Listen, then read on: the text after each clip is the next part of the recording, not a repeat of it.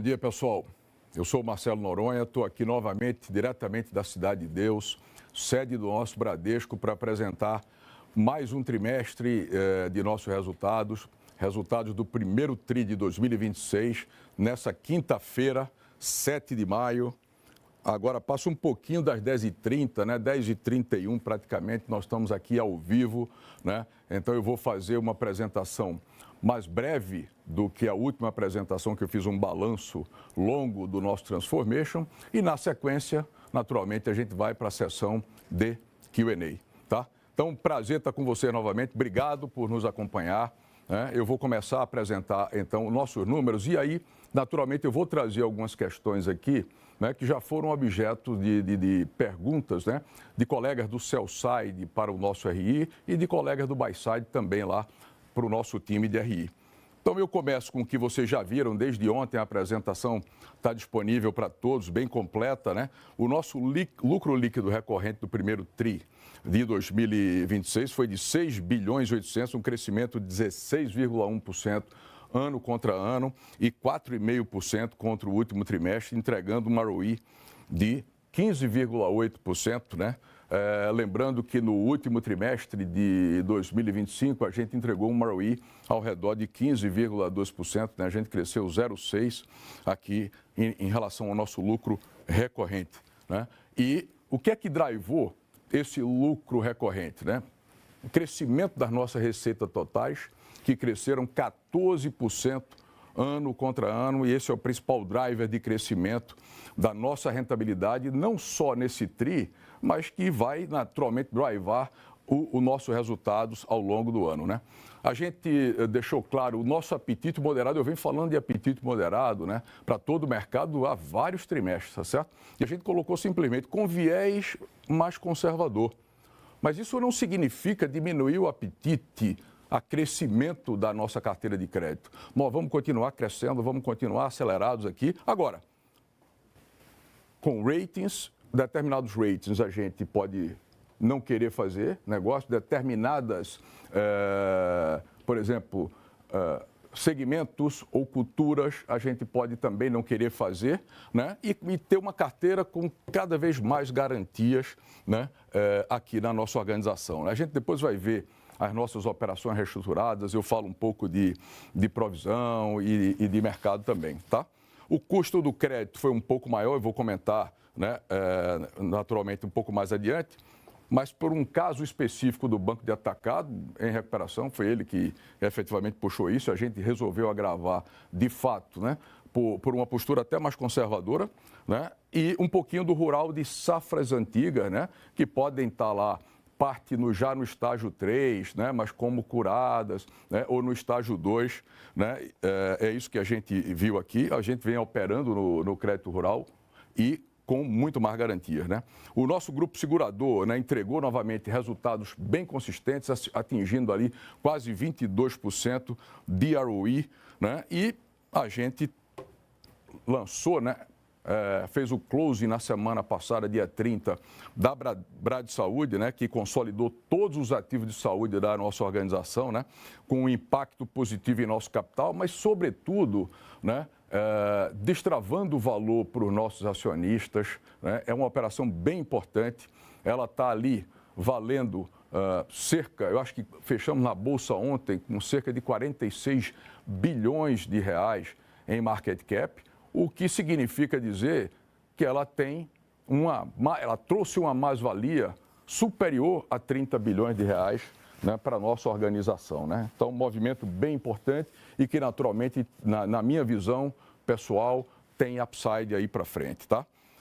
E a nossa transformação continua muito acelerada, com o uso cada vez maior de alta tecnologia, de GenAI, e a gente continua ganhando produtividade e entregando cada vez mais.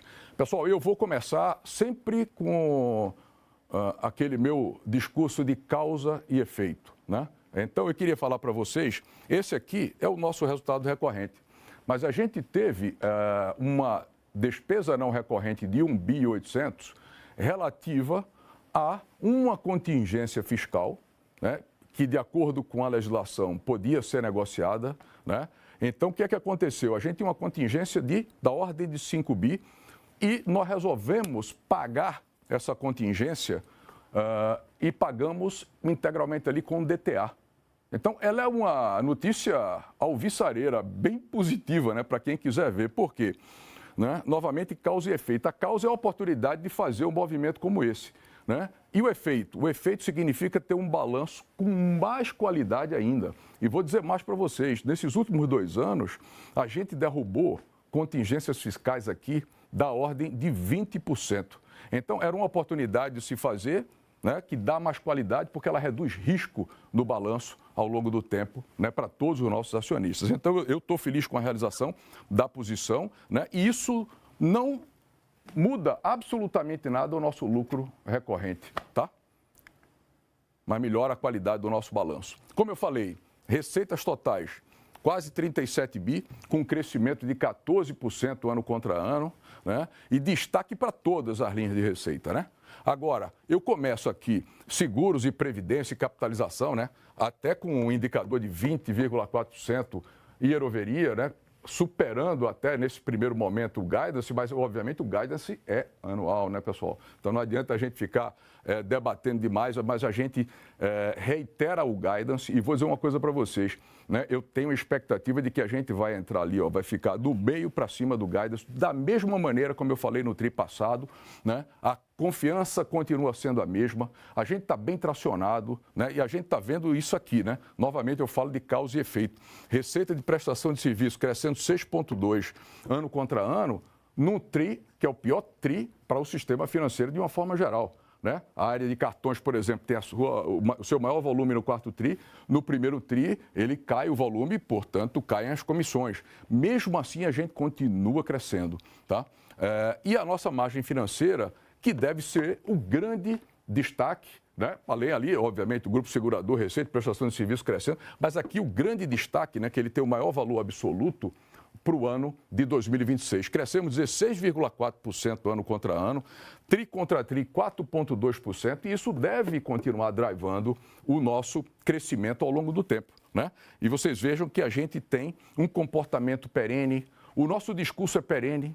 A gente não tem mudança aqui no discurso, a não ser, obviamente, uma consequência de capital, um destravamento de valor da Brad Saúde, como a gente comentou com vocês, e eu comento um pouco mais sobre cada tópico desse adiante e falar de causa e efeito. Causa e efeito, né? Quer dizer, a margem com o cliente, a margem com o mercado, né? Ela é fruto da atividade. A nossa atividade está robusta, a nossa capacidade de originação. E por que a gente tem originado crédito, originado passivo?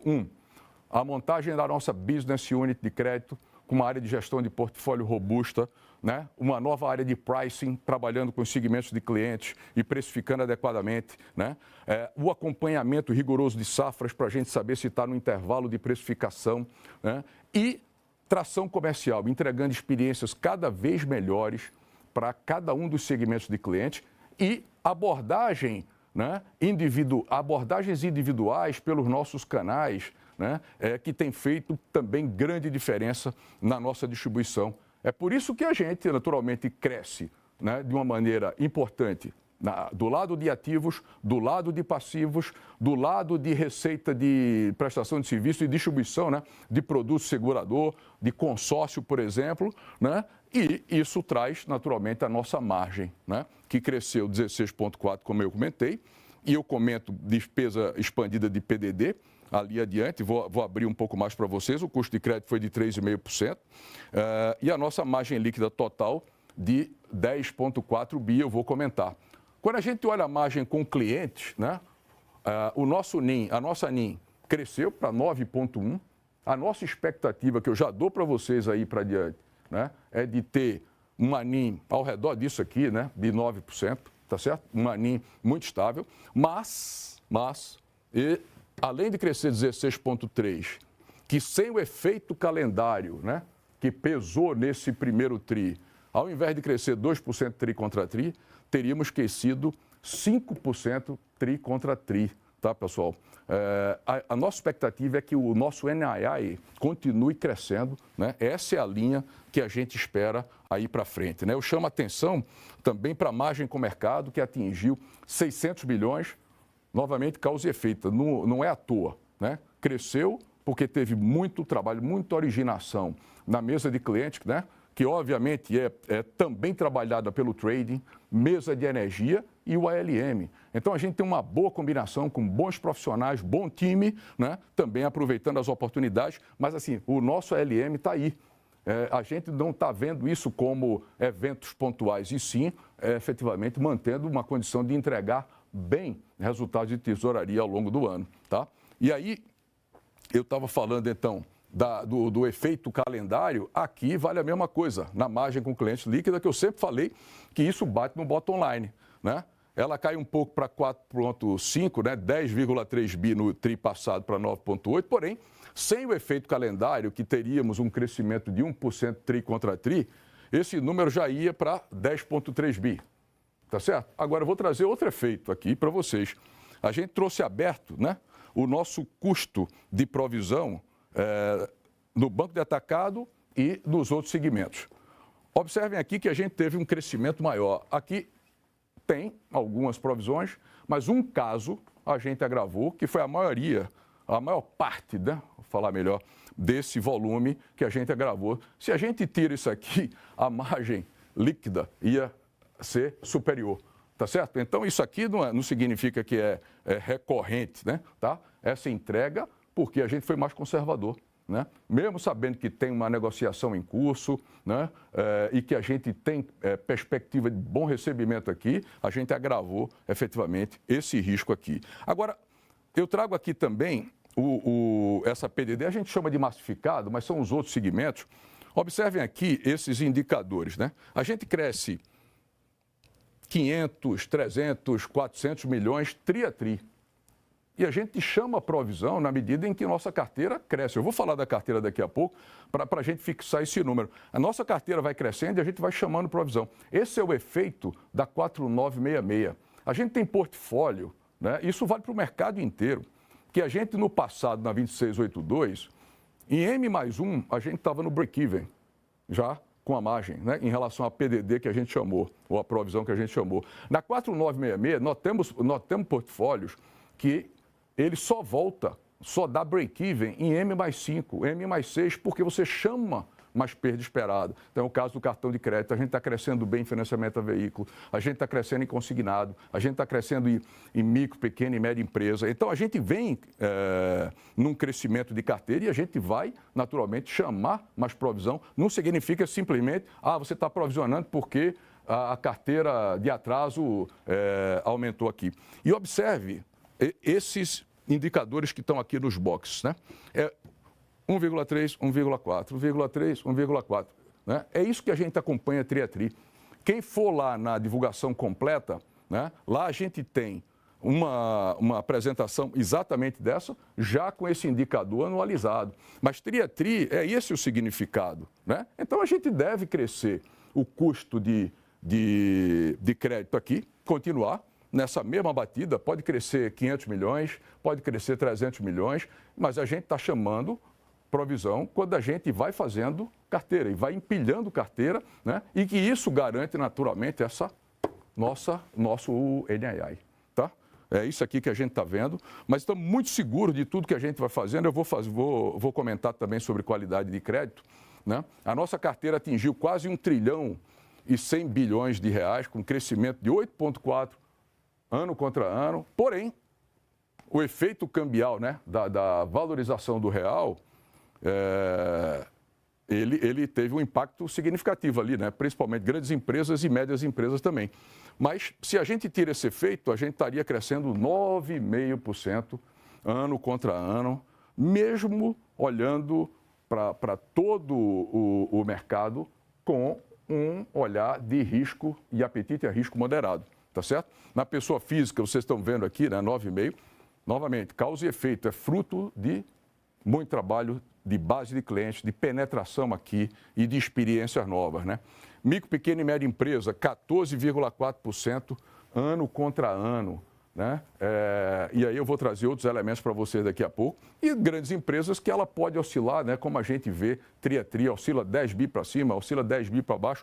A gente tem carteira de curto prazo. E eu vou chamar a atenção para alguns destaques aqui que estão no nosso plano, né? Novamente, causa e efeito, né? A gente não está aqui crescendo em veículos por obra do acaso, né? A gente está crescendo em veículos exatamente porque a gente se planejou, né? A gente fez um diagnóstico profundo do mercado, onde a gente atua nos quadrantes lá novos, pesados, moto baixo apetite, né? A gente tem uma participação ali bem pequena, e seminovos e usados, né? Eu vou chamar o usado do carro mais antigos, tá? E seminovos aqui nesse mercado, que é o maior mercado do Brasil, do ponto de vista absoluto, né? Então, a gente enxergou todas as possibilidades de mercado e olhamos a experiência, né, dos nossos gerentes, dos dealers, dos clientes. E a gente viu que tinha de mudar, né? A gente tinha duas plataformas, uma para o correntista e outra para o não correntista lá com o dealer. O que a gente fez? A gente mudou a plataforma, né, dentro do nosso projeto de transformação. Colocamos uma plataforma só, que traz uma experiência muito, muito melhor, né, para os nossos gerentes, para os dealers e, sobretudo, para o nosso cliente, né? Ela é muito mais eficiente operacionalmente porque está junta, uma só e não duas, né? E ela é muito mais eficiente no quesito precificação, né, decisão rápida por máquina, né, de crédito, de qualquer tipo de precificação que você queira, e dentro desse intervalo de RAR que eu estou falando para vocês aqui, que a gente operou aqui nesse trimestre, de 20% a 28%, né, que é satisfatório para a gente. Então, o crescimento, ele vem exatamente porque a gente tem capacidade comercial, tem base de penetração nos nossos correntistas e também em dealers, mas com uma plataforma muito mais competitiva, escolhendo bem os nossos riscos, e por isso a gente cresce 7,3% tri contra tri. Então, se a gente mantém um nível de crescimento desse, e assim como nas outras carteiras, você chama mais o custo de provisão no começo pela 4966, né, para ir buscar empilhar essa margem de intermediação no tempo, né, e ir capturando esse valor ao longo do período. Cartão de crédito não é diferente do que a gente tem mostrado, ele cresce 10,6% ano contra ano, mas sobretudo na alta renda, né, com quase 19%. Nosso crédito consignado, se vocês forem olhar o histórico, vocês vão verificar que aqui no consignado a gente vinha crescendo ao redor de 5% ano contra ano, fomos para 8,3%, crescemos 3,2% tri a tri. Lembrando o seguinte, a gente tem uma carteira que atingiu 107 bilhões de reais. Estamos muito bem tracionados no consignado público, daqui a pouco eu falo do privado. Agora, o INSS fez inúmeras modificações e trouxe a produção do mercado para baixo. Ela ficou um pouquinho inferior em determinados momentos a 50%. Então, o mercado começou a retomar a produção assim como a gente. Por isso que a gente aqui não está apresentando crescimento na carteira. Por quê? Porque a gente tem uma carteira grande que ela vai também tendo suas liquidações mensais. Mas, no conjunto, a gente está crescendo e vai crescer no INSS. Agora, no privado, crescemos quase 43% ano contra ano e, no último TRI, 31% aproximadamente. E lembrem que a gente falou, a gente vai acelerar no privado no momento certo, em que a gente tiver total segurança das averbações feitas lá em conjunto entre bancos e Dataprev, né? E foi assim que a gente fez, também escolhendo clientes com um bom retorno ajustado ao risco, que isso é que importa para a gente, né? Olhando para a inadimplência também do mercado, eu vi lá 6,7%, 6,8%, quase 7%, né, de inadimplência aqui no privado. No nosso caso, a gente está falando de um pouco mais de 4% de inadimplência, tá? De over 90%. Então, a gente está muito bem também nesses portfólios. E no portfólio geral de crédito consignado, né, o mercado traz ao redor de 3% de over 90%, 2,97% se não me falha a memória, enquanto a gente tem 2,4% no conjunto de inadimplência, tá? Então, estamos bem controlados também com isso, né? E o nosso capital de giro, que cresce 16,3% ano contra ano. Obviamente, ele está aqui, né, em grandes empresas, está aqui em micro, pequena e média empresa. Agora, olha isso aqui. Linhas governamentais, FGI e FGO. O ano passado, a gente ficou com 26% de toda a produção, eu mostrei isso no último trimestre, de toda a produção de FGI e FGO. Chega aqui no final do ano, dia 31 de dezembro, a gente zera e recomeça a contagem de produção. A gente terminou março com cerca de 20,6% de share de produção, está liderando esse mercado. Obviamente, a gente tem bons concorrentes no mercado, né? E a concorrência é boa, que empurra você também, né? Como a gente também empurra os outros, né? Então, os concorrentes vêm, né? Naturalmente, aí pressionando, um banco pressionando o outro. A disputa é boa, é positiva, né? Para todo o mercado, para as empresas. Mas a gente aqui mostra quanto cresceu a nossa carteira, quase 81%. Quase 81%. Significa que aqui, né, a gente cresceu menos nas carteiras com menos garantia, né, pessoal? Para chegar nesse ponto. Mas olha só, a gente aqui não tem obsessão por ser o líder. O que a gente quer, e passei para a equipe, né? Passei novamente dias atrás, foi o seguinte: a gente quer retorno ajustado ao risco. É o retorno que a gente quer, né? Obviamente com escala, né?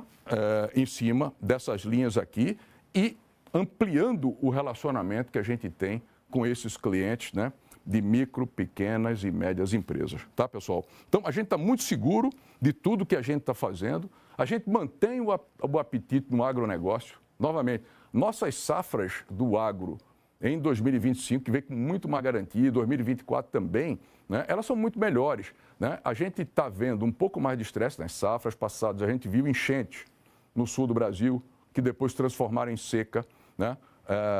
Empresas, pessoas físicas, empresa grande, média, pequena e pessoas físicas, né? Elas repactuaram, tá certo, suas dívidas. Os bancos deram carência de uma forma geral de 2 anos, mesmo tendo alienação fiduciária, mas essa carência começou a vencer. E o que é que acontece? Quando você começa a vencer, né? Certas culturas ainda não estão em condição de pagar. Então, por isso que eu estou dando a perspectiva de que no rural tem agravamento. É isso aqui, pessoal. Bom, ainda falando da carteira, o nosso over 90 flat, né? E aí eu trago outro fenômeno aqui para vocês daqui a pouco. O nosso estágio 3 cai para 7,1%. Eu comento já o estágio 2. Nossa carteira reestruturada, entre dezembro de 23 e março de 26, ela caiu 14 bilhões. Mas quando a gente olha o ativo mais problemático, né, ela caiu 15,7 bi. Né? Então não é pouca coisa, né? Atingindo 3,1%. Alguém pode me perguntar, e você imagina que essa carteira fique de que tamanho? Eu penso que uma carteira ao redor entre 2,9 e 3,1 seria o tamanho natural da gente aqui para frente. Ela começa a, naturalmente, se estabilizar no tempo. Agora, preste atenção na evolução. A gente está mostrando isso todo o trimestre, né? Da nossa carteira com garantia, né? A gente saiu lá de 59,3 em dezembro, no final do tri passado, para quase 61% de todo o nosso portfólio com garantias, né? Mas observe na pessoa física que é quase 70%, né, pessoal? Então, a gente vem operando bem, a gente está seguro da qualidade do nosso portfólio. E olha o detalhe aqui que eu vou trazer do estágio 2. O estágio 2 cresce um pouco. Por quê? A inadimplência, o over 90 está flat, mas aqui, essa linha cinza é micro, pequena e média empresa, né? Ela cresce aonde? Em linhas governamentais, FGO e FGI. Mas por que cresce? A maior parte das empresas está pagando. Mas você tem um pedaço lá que venceu o período de carência e ele não paga. Então, o que é que acontece? O período de honra, até o período de honra acontecer, e para quem tem crescimento de carteira nessa velocidade que eu mostrei no slide anterior, né, 80% de crescimento, ela pressiona naturalmente o over 90, né? E pela 4966, por mais que a perda esperada seja menor, né, ela também anda no estágio 2. Então, o que é que acontece aqui? Período de honra do FGO, 180 dias, mais 5 dias para honra. São 185 dias. Período de honra dos programas do FGI. Depois de 90 dias, você pede a honra, mais 30 dias para sair a honra. São 120 dias. É isso aqui que acontece. Não tem nada de diferente, flat na pessoa física. As grandes empresas aqui também com uma situação muito boa. Uma outra questão que eu acho que é interessante, o nível de cobertura, né, do nosso estágio 3, ele cresce. Você tem fenômeno de deslocamento, né, entre estágio 3 e estágio 1 né? Tá certo? Estágio 2 para estágio 3. Quer dizer, você tem transferência entre estágios. Então, eu falei da carteira antiga de rural, para alguns casos, que podem estar aqui, né? Eles estão, por exemplo, em operações curadas, tá certo? Né? E pode vir para operações reestruturadas, mesmo tendo um pouco mais de garantia, né? Então, você tem esses movimentos na 4966 que a gente considera absolutamente tranquilos. Agora, notem aqui, eu tenho uma outra nota aqui no nosso footnote que fala de write-off. Foi uma outra pergunta que veio para o RI. O write-off cresceu em valor absoluto, cresceu no outro trimestre também. Ele cresce ou decresce dependendo daquela safra que chegou ali e do mix daquela safra, tá certo? Só que o relativo é 1%. Podem olhar, podem pegar trimestre a trimestre e me desafiar aqui. Ele vai em torno de 1%. Quando pega uma safra um pouco melhor, é 0,9%. Quando pega uma safra um pouco pior, é 1,1%. Então, ele está flat. A gente adotou, e eu já falei para vocês aqui, quando se adotou a 4966, a gente adotou o mesmo critério de write-off que a gente tinha anteriormente na 2682. A gente não mudou, tá? Então, isso aqui, a gente está muito seguro, muito tranquilo com relação a tudo que a gente vem fazendo, né, em nosso portfólio. Eu tenho acompanhado para e passo, né, as safras com a equipe da Business Unit de crédito, com a equipe de riscos, com a equipe de cada um dos segmentos de cliente. E posso dizer para vocês, a gente tem um range de preço, né, e de nível de estresse, né? O Over 30 Mob 4, né, que é a melhor proxy que a gente tem, e todas elas estão aqui dentro do intervalo previsto, né? Mas você pode ter tido em outubro uma modalidade que fugiu um pouquinho. O pessoal tem autonomia, ele imediatamente trabalha os modelos, né? E ajustam modelos e ajustam políticas, se for preciso, tá? Então, a gente está tranquilo em relação à qualidade dos nossos ativos, né? Novamente, eu vejo crescimento de custo de crédito por conta do crescimento da nossa carteira, por conta de um macro um pouco pior, mas só isso, nada diferente disso aqui. Receita de prestação de serviço também, crescimento de 6,2% e year-over-year, né? Agora, o TRI é um TRI sabidamente mais fraco para bancos, né, para o sistema financeiro, mas eu tenho alguns destaques aqui bem importantes. A gente lidera, né, no negócio de consórcios algumas linhas bem importantes. A gente contemplou quase 4 bi, né, em bens pagos, né, no primeiro TRI de 26, e o nosso crescimento, né, desses FIIs foi de quase 20% ano contra ano, em custódia e corretagem, 15,5%. Eu só lembro que tudo isso aqui tem uma recorrência, né? Tá certo? Isso é fruto de atividade, pessoal. Né? Não é fruto, não é obra do acaso, né? Tá certo? Então, muito trabalho, novas experiências que a gente vai dando para os clientes. Aqui no mercado de capitais, que chamou a atenção, agora a gente acabou de fazer uma coletiva e um jornalista perguntou sobre perspectivas de mercado de capitais e viu o crescimento. Vocês cresceram mais de 60% no Investment Banking. Aí eu vou dar outro dado para vocês que não está aqui. A gente tem rankings, né, no Investment Banking. O nosso time de renda fixa cresceu. A gente vem originando muito mais. Novamente, não cresceu por acaso. Ele cresceu porque teve muito mais originação e capacidade de colocação nesse mercado muito demandante. A gente saiu, no ano passado, nós fomos o segundo banco em originação de renda fixa do mercado brasileiro, segundo a Ambima. A gente, no ano passado, estava com 14,1% de share. Fechamos o primeiro TRI, com crescimento de 69%, também em segundo lugar, só que com 22% de market share aqui na originação de renda fixa. Então, a gente está tracionado na organização inteira, em linhas diferentes de negócios e segmentos de clientes, tá, pessoal? Despesas operacionais absolutamente controladas, como a gente vem falando, tri a tri. 7,8% de crescimento ano contra ano. Uma redução tri contra tri de 4,6%. E eu chamo a atenção, como a gente tem feito sempre, né, em relação a pessoal e despesas administrativas. 5,4% de crescimento year-over-year, menos 8,8% tri contra tri. Né? Obviamente, o maior efeito aqui em despesa de pessoal é o PLR, pagamento da remuneração variável, que é bem positivo. Se vocês entrarem lá na divulgação completa, vocês vão ver que a despesa de pessoal, o E negativo é flat, exceto a remuneração variável aqui dentro, né? O que é bom, né? E em despesas administrativas, se vocês entrarem lá também, vocês vão ver que despesas transacionais, por exemplo, que resultam em processamento, né? Porque a gente tem uma atividade alta, ela cresce. Agora, transporte de valores, aluguéis, manutenções, ela decresce ano contra ano e tri contra tri, tá? É só dar uma olhada lá. A gente continua com nossa disciplina de revisão do footprint nesse tri 238 novas revisões que a gente já fez, tá?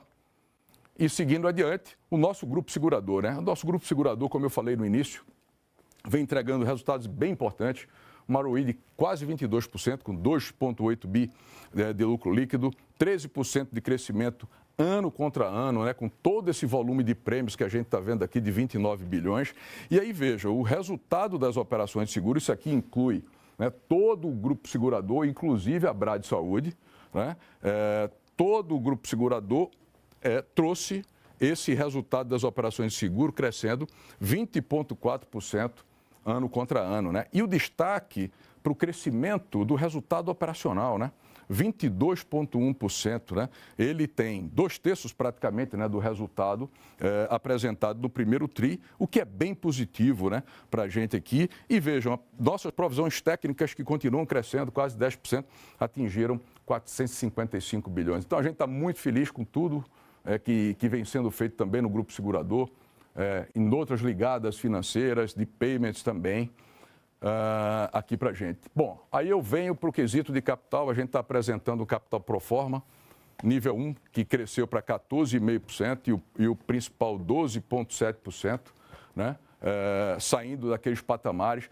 Está tudo aberto para vocês olharem esse movimento da Brad Saúde, que ele teve como consequência bater aqui no nosso capital. Ele é positivo para a gente, né? A gente pode responder para vocês se vocês tiverem dúvida, mas nossa equipe está à disposição, a equipe de RI, a equipe da área de finanças, para explicar todos os detalhes para vocês em relação a esse movimento que a gente fez, que deixa a gente numa zona de conforto muito grande em relação ao nosso capital. Mas a gente não mudou, né, a nossa perspectiva. Com ele ou sem ele, a gente estaria seguindo, né, na nossa jornada, né, porque você tem particularidade, sempre no primeiro tri você tem uma queda um pouquinho maior de capital, a gente já previa isso, o RI falou o tempo todo para vocês, e depois a gente estabilizava para o ano. Ali é o JCP, né, destacado para o ano, e aqui o nosso Transformation.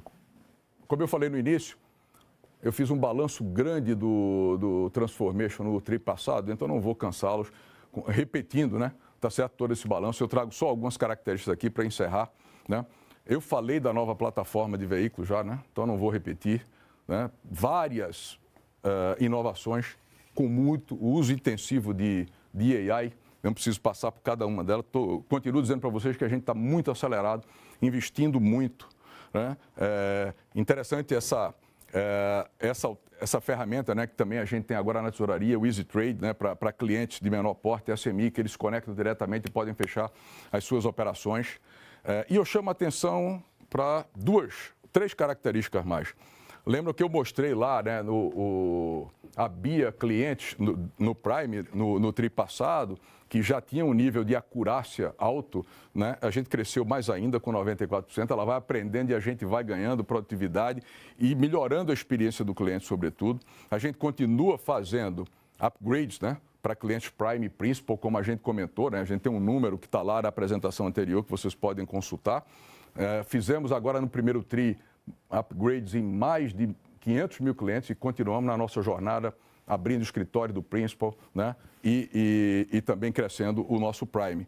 E o varejo digital, né? Lembra que a gente fechou o ano passado com 19 milhões de clientes fully digital e agora fechamos com 28 milhões, como a gente apontou que ia para um número muito superior a esse aqui. Então a gente está muito confiante e muito acelerado na nossa transformação, que vem trazendo produtividade, ganhos importantes para a nossa organização, de todos os lados. É o do lado da eficiência, mas é do lado do crescimento, da experiência do cliente, sobretudo, né? E aí minhas conclusões aqui para vocês. Primeiro, resultado operacional forte no primeiro tri, É isso aqui que a gente está vendo. A gente ficou muito feliz com esse resultado. Ele cresce quase 8% tri contra tri e com consistência, né? Quase 15% ano contra ano, pessoal. É aqui onde a gente está. Né? Tecnologia, já falei aqui agora para você, não vou repetir. Né? A nova segmentação de clientes vem trazendo NPS sempre para cima e boas experiências. E, obviamente, ela traciona, né, o Run the Bank. Tá? O apetite a risco que eu comentei no início, com viés mais conservador. Então, a gente continua com apetite a risco mais moderado, mas a gente continua tracionado. Nós vamos entregar aquilo que a gente tem de expectativa no guidance. A gente é competitivo e está competitivo naquelas linhas que a gente tem apetite a risco. Tá certo? Então, tenho muita convicção disso aqui, né? Outra coisa que vale novamente salientar, o nosso lucro líquido, não só no banco, mas nas ligadas financeiras, no grupo segurador, de uma forma geral, né? E a gente manter aquele nosso compromisso de aumento gradual e de crescimento step by step. Vamos continuar investindo, né, e melhorando a nossa competitividade no curto e no longo prazo, como eu tenho dito para vocês. E a nossa Brad Saúde, né, como o mais completo ecossistema de saúde do Brasil, que eu também comentei no início, né, que gerou uma mais-valia importante, é uma companhia brilhante agora, bem mais diversificada, né? Daqui a pouco a gente comenta um pouco mais. E eu trouxe simplesmente para vocês aqui para informar que a gente ficou, de fato, assim, orgulhoso com esses prêmios, né, da The Banker, em várias linhas, né, Machine Learning, Mobile, AI, né? Então, a gente ganhou prêmios bem importantes que foram ganhos por bancos internacionais que têm se destacado em tecnologia, né? Por isso, a gente está valorizando isso aqui. Então, eu vou concluindo minha apresentação, fico à disposição de vocês para a gente fazer o nosso Q&A. Eu já vou, né, para o nosso Q&A, eu estou aqui com o meu colega Cassiano Scarpelli, que é o CFO, CTO, e o nosso amigo André Carvalho, o nosso RI, mas não só isso, né? Aí com a Brad Saúde, que a gente não tocou mais sininho, né, André? A gente aperta agora os botões lá da B3. Eu estou também aqui com dois colegas que eu queria chamar aqui na tela, né? Meu colega Carlos Marinelli, tá certo? O CEO da Bradesco Saúde, né? E que tocou lá o sininho, apresentou pela primeira vez a empresa nova de capital aberto, a Saúde 3, né, Marinelli? Na terça-feira você já fez a conferência. E o meu colega Ney Ferraz Dias aqui, né, que é o CEO da Bradesco Seguros agora, da Bradseg, né? Eles substituíram o Ivan, né, o nosso colega Ivan, que foi para o Conselho de Administração aqui do banco e, naturalmente, está apoiando ali a transição dos nossos colegas Marinelli e Ney Ferraz Dias. Bom dia, pessoal, né? Obrigado por estarem com a gente aqui também. Bom dia. Obrigado, Marcelo. Obrigado, Cassiano. André, vamos lá. Agora sim. It's up to you. Obrigado, Marinelli, Ney. Bom dia a todos. Eu queria dizer que, para fazer pergunta, por favor, mandem suas perguntas ou pelo e-mail investidores@bradesco.com.br ou pelo WhatsApp, número São Paulo 11 97 443 8238, ou aponte sua câmera para o QR Code que aparece na sua tela. A primeira pergunta, ela vem do Mário Pierre, do Bank of America. Mário. Bom dia, pessoal. Parabéns aí pelo resultado. Vocês vêm entregando aí um resultado bem previsível, né? Em linha aí com o guidance que vocês deram. Parabéns aí pela listagem da Brad Saúde. Realmente melhorou bem o capital. Eu acho que não vai ser mais um foco, né, do mercado agora em diante, dado o seu nível de capital. Mas, Noronha, eu queria focar um pouquinho mais no NII, né? Você mostrou na apresentação que é um grande highlight aí o crescimento do NII, mas como é que você vê esse crescimento continuando, dado esse apetite mais moderado para crédito, né? Que a gente não discorda, realmente, eu acho que o cenário macro está mais incerto devido à guerra, mas queria entender um pouquinho melhor como é que você vê a evolução do NII com esse apetite mais moderado. E quais segmentos mais te preocupam quando você olha para o crédito nos próximos 12 meses? Obrigado. Mário, obrigado pela tua pergunta e obrigado por participar aqui com a gente, né? Vou te comentar o seguinte, a gente tem um apetite, como eu disse aqui na apresentação, mais conservador, né? Isso significa mais conservador porque você vai em determinados modelos para determinadas modalidades de clientes e você ajusta o modelo.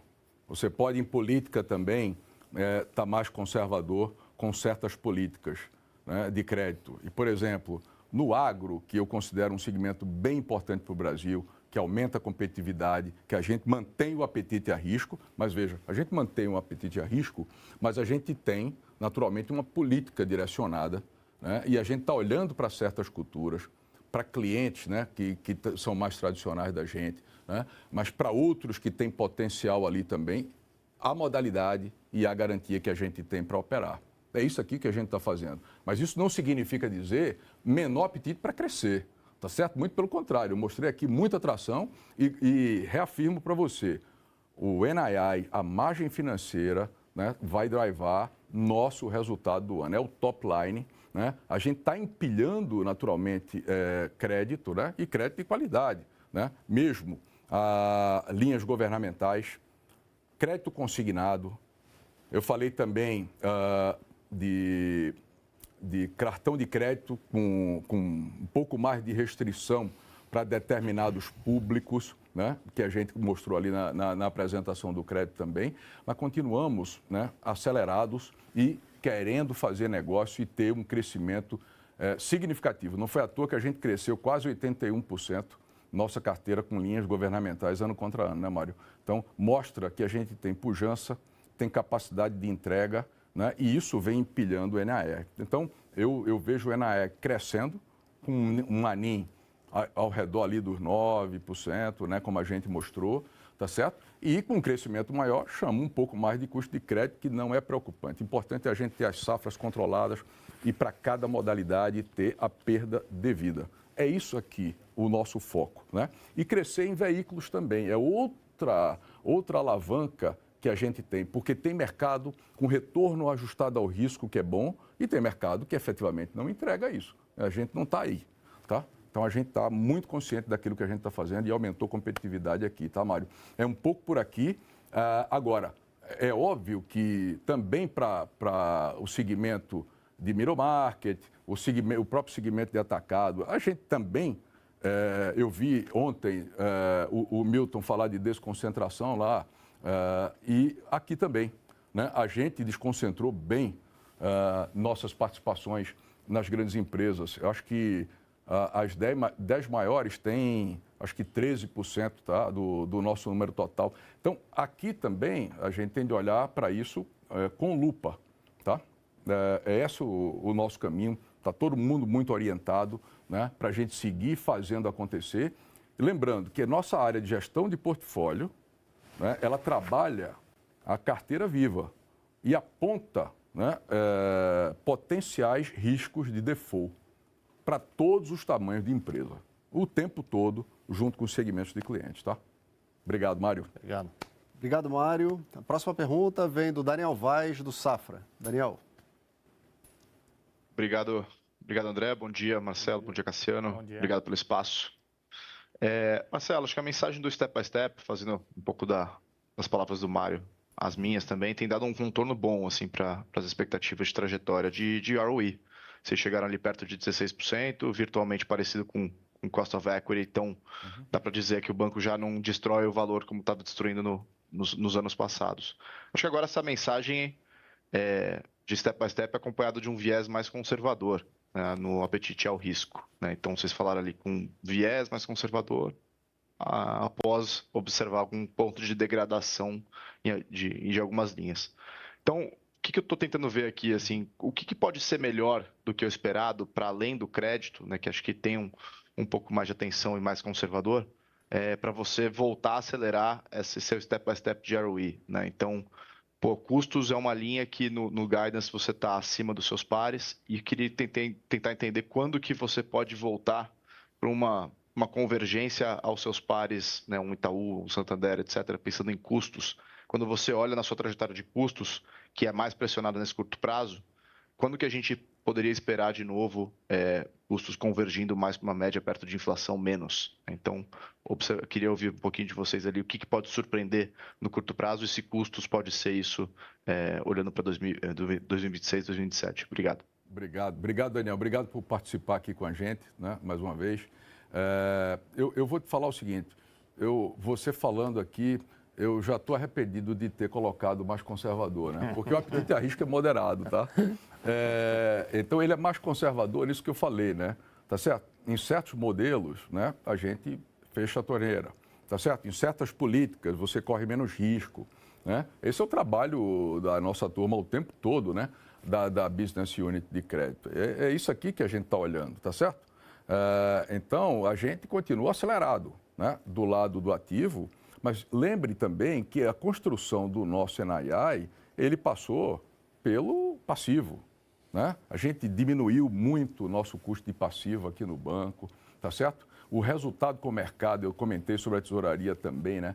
Tá certo que tem sido bem importante, né? Tá certo, acima até daquilo que a gente tinha de expectativa. A gente continua com o mesmo horizonte, mas eu estou muito mais seguro daquilo que a gente vem fazendo também lá, tá? O outro lado da história aqui, né, do crescimento ou decrescimento de despesas, acho que a gente está fazendo muito bem o nosso dever de casa da eficiência. Eu deixo o Cassiano comentar daqui a pouco um pouco mais, né, me complementar aqui. Mas veja que algumas linhas, né, de despesa administrativas, eminentemente, a gente vem com crescimento negativo ano contra ano, tri contra tri. A diferença é naquilo que é custo de tecnologia, né, de processamento transacional mesmo, tá? Porque a gente está com uma atividade bem alta, né, ela cresce. O custo do sistema financeiro, né, que você paga algumas coisas, ela cresce, né? Mas se você olhar o conjunto na apresentação completa, Daniel, você vai ver que a gente está indo muito bem. Obviamente, a gente ainda tem algumas contingências ali trabalhistas, cíveis, né? Tá certo que isso vai, em algum momento, convergir também para um número menor. Eu não tenho expectativa para agora, mas para 27, 28, né, a gente vai ver naturalmente alguns impactos dessas ações que a gente está tomando ali. Então, eu vejo que o top line, ele vai alavancar a gente muito mais. Você lembra também que a gente, no tri passado, comentou que o nosso investimento em tecnologia, a gente não abre mão. E que a gente cresceu entre OPEX e CAPEX 26%, né, no ano de 2025, cara. Tá certo? Investindo aqui. Então, a gente continua investindo para melhorar a nossa competitividade em frentes diferentes, mas particularmente na frente tecnológica, em todas as linhas, né? Inclusive cyber, tá certo? Mas para melhorar a experiência do cliente, para melhorar processos internos, entregando uma plataforma nova dessa de veículos, como eu falei para você. Cassiano, fica à vontade para complementar. Acho que basicamente você abordou tudo, Marcelo. Se eu complementaria alguma coisa, não lembrar que a gente está no meio do processo da transformação. O ajuste footprint. A gente fez 2 anos. Faz 2 anos, né? A gente tem ainda o ajuste footprint que onera, eventualmente, né, neste momento ainda, as contas e despesas, em que pese, por outro lado, a gente já tem um controle muito forte em todo aquele celeiro de aquisição. Né? A gente fez uma mudança muito radical em todo o nosso segmento de compras. Né? Então, a gente fez um trabalho super importante, né? Com guarda-reios importante. A gente está com muita despesa muito na mão. Então, você pega o ajuste sprint, que é importante.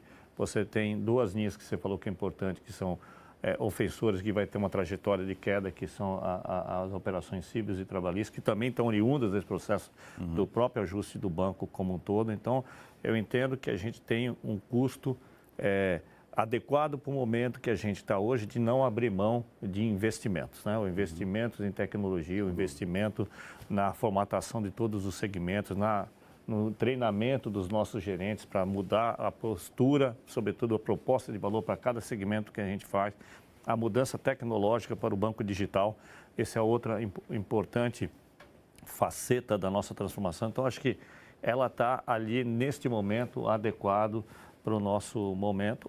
Vai ter melhorias, como a gente tem dentro do plano, a gente quer atingir aquele nosso índice de eficiência abaixo, né, lá para baixo, no final do nosso transformation, o que a gente vem falando, e eu acho que a direção continua correta.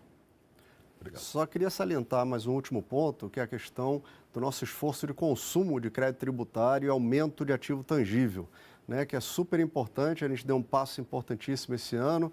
Nossa previsão é de estoque de crédito tributário no final desse ano basicamente igual ao final de 2025 em termos nominais, o que aumenta o ativo tangível e melhora a nossa perspectiva aqui de rentabilidade, super importante também, né? Naturalmente, André, acho que você até puxou um ponto bem importante. É importante aqui, Daniel, saber que, independentemente, né, desse evento, né, que na realidade destravou o valor, né, para os nossos acionistas, né, como eu falei, a mais-valia e tudo mais, mas a gente, todos os meses, a gente estuda, né, o nosso DTA, tá certo? O que é que a gente tem de oportunidade, né? Aqui para a gente, né, quanto maior o capital, efetivamente, mais perspectiva de crescimento e fazer lucro, antecipando, acho que até um outro colega, né, analista, que sempre provocou isso aqui para a gente, né? Tá certo? Para você aumentar o seu lucro e rapidamente, e consumir mais rapidamente o DTA. A gente tem feito isso com disciplina e olhado as oportunidades que a gente tem. Obrigado. Maravilha. Obrigado, Daniel. Próxima pergunta vem do Pedro Leduc, do Itaú BBA. Pedro, prazer em te ver, cara.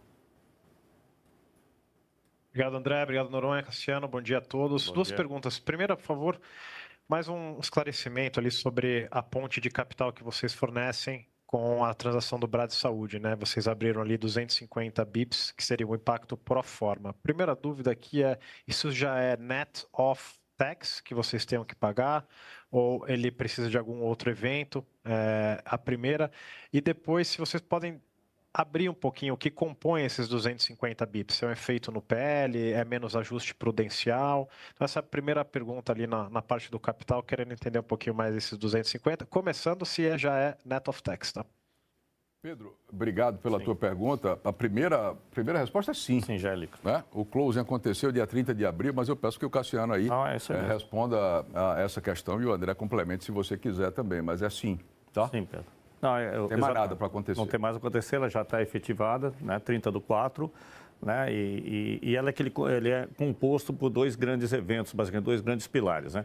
Um é o fato da parte do conceito da empresa, uma holding pura versus uma empresa de seguros, uma holding de seguros. Essa reponderação do capital é parte desse 250, e a segunda é a geração de valor tributário, né, que gerou crédito tributário para a gente e faz esse efeito. Você derruba, né? Você derruba o crédito tributário, você faz esse efeito na sequência, né, pagando tributos e compensando com crédito tributário. Então, essas são as duas componentes básicas que a gente faz aqui, né? Canais, né? Registro da operação no valor de mercado, em livros fiscais, isso não é contábil, é só a parte fiscal, gera pagamento com crédito tributário. E a segunda parte, o efeito do ajuste prudencial por ser uma holding pura, vis-à-vis uma holding de seguros. Esses que são os grandes componentes do 250. O Pedro, ficou claro aqui? Ficou excelente. Tá, joia. Aí a segunda pergunta mais do dia a dia, do PDD. Talvez seja onde eu tenha recebido mais inquiries aqui dos investidores, né? Uhum. Do massificado, entendemos, sazonalmente, sobe um pouquinho o cost of risk, ok. Aí tem o caso corporate, que é específico, mas as notícias estão aí abundantes, né, de corporates aí no Brasil. E aí o investidor se pergunta se esse nível de PDD líquida que a gente viu, 9,7, se ele é daqui ou para cima nos próximos trimestres, ou se realmente teria um efeito de ganho ali da sazonalidade no massificado e esse corporate aí não estando mais especificamente presente no segundo tri, a gente pode trabalhar com uma PDD um pouquinho mais leve aí nos próximos trimestres, tá? Olha, eu vejo que no atacado não estou vendo uma provisão igual a essa, né? Eventualmente pode acontecer, né? Porque você sabe que banco de atacado é assim, né? Tá certo? Né? Tem umas tacadas maiores, né? Como pode ter uma reversão, né? Tá certo? Então, isso é oscilante, né? Agora, em relação aos outros portfólios, o que a gente mostrou foi uma consistência muito grande, né? Aquele 1,3, 1,4 o tempo todo, né? E com um crescimento nominal ali entre 300 e 500 milhões por tri, né? Mas só que a gente está crescendo bem o nosso ativo, cresceu bem o nosso ativo, então pagar na conta. Você, na 4966, você chama a provisão, né? Eu repito aquilo que eu comentei aqui. A gente tem portfólio que na 2682, o que a gente chamava de provisão inicial, né? Para fazer o novo crédito, trazia o break-even para a gente na margem em M+1. Agora, você traz em M+5, M+6, a depender do portfólio. Então, a 4966, ela te traz esse desafio, né, de você empilhar um pouco mais, né, o portfólio para você, efetivamente, começar a ganhar a remuneração devida no tempo, tá? Então, é esse aqui a fotografia. A gente deve continuar crescendo, né, esse custo de crédito ali, mas seguindo aquela linha, né, que eu comentei com vocês também. E, obviamente, ele depende do nível de crescimento do nosso portfólio. Quer dizer, se a gente continuar acelerado assim, né, tirando o efeito cambial, a gente cresceu 9% ano contra ano, imagine que a gente continue crescendo isso, a gente vai nesse ritmo. Se crescer um pouco mais, talvez custa um pouco mais, né? E o inverso é verdadeiro, né? Tá certo? Se a gente tivesse uma perspectiva de crescimento menor, seria de chamar menos provisão, né, pela 4966 na largada, tá? Então, eu vejo um custo de provisão no ano maior, tá certo? Mas eu não abro mão da qualidade da carteira. A qualidade da carteira é boa, né? O portfólio está bem gerido, né? Tem acompanhado as safras, a gente está muito convicto do que a gente está fazendo. Agora, na hora que eu entro mais fortemente no negócio de veículo, você tem uma perda esperada. É natural.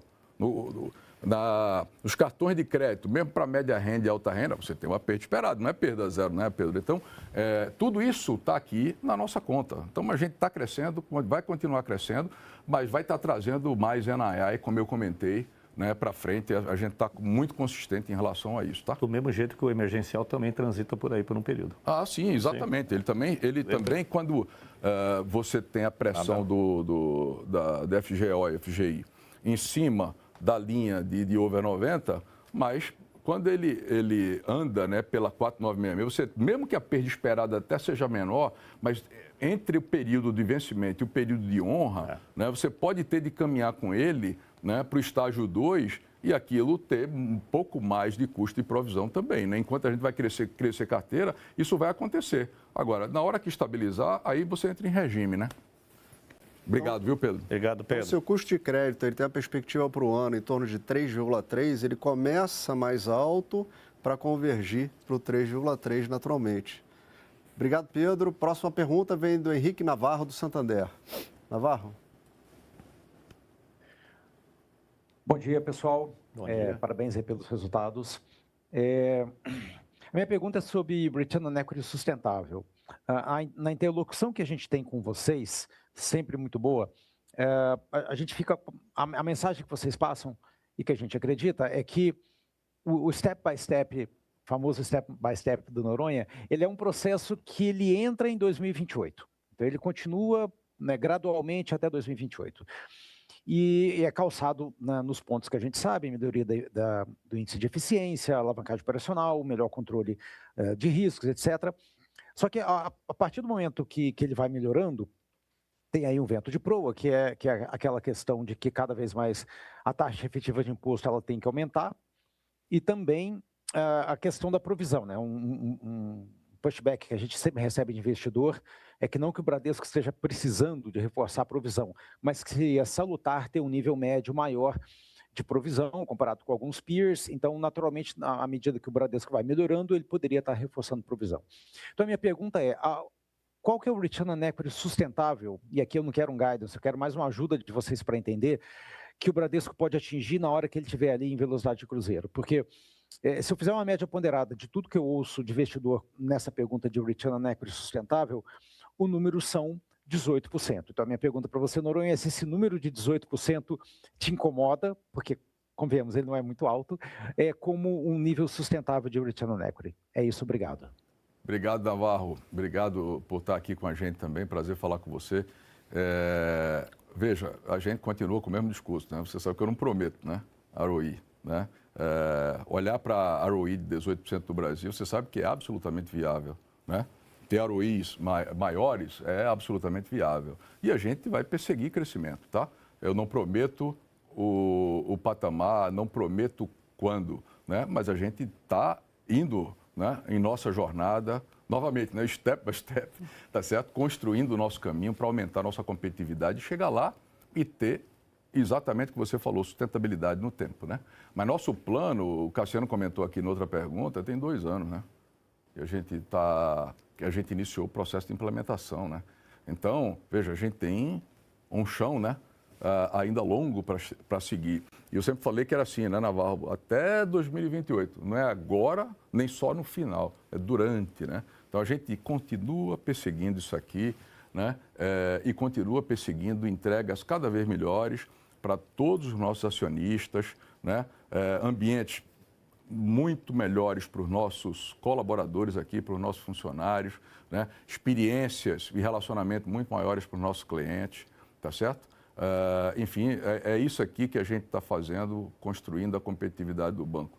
André, deixa você à vontade para comentar algum ponto que você acha que é devido comentar. Acho que já que você tem conversado periodicamente, né, com os nossos colegas aí do Sell-Side e do Buy-Side. A pergunta do Navarro já trouxe grande parte da resposta, né? Acho que a gente está falando de melhora da eficiência, a gente está falando de consumo de crédito tributário, aumento de ativo tangível, né? E continuar... Reforçar o balanço sempre. Reforçando o balanço, super importante, ou seja, a gente aumenta a rentabilidade e reforça o balanço ao mesmo tempo. Quando você comenta que seria desejável ter mais provisão, se observa, né, que ano passado a gente reforçou bastante provisão, né, trabalhista, civil, de crédito. Esse ano a gente começa fazendo a mesma coisa, reduzindo carteira reestruturada, reduzindo causas cíveis, fiscais, ou seja, a gente está aqui reforçando o balanço e aumentando a rentabilidade, fazendo tudo ao mesmo tempo, né? Então a gente está com olhar para os 2 temas, certamente. Muito bom. Obrigado, Navarro. Obrigado, Navarro. Obrigado, Navarro. Próxima pergunta vem do Thiago Batista, do BS. Thiago.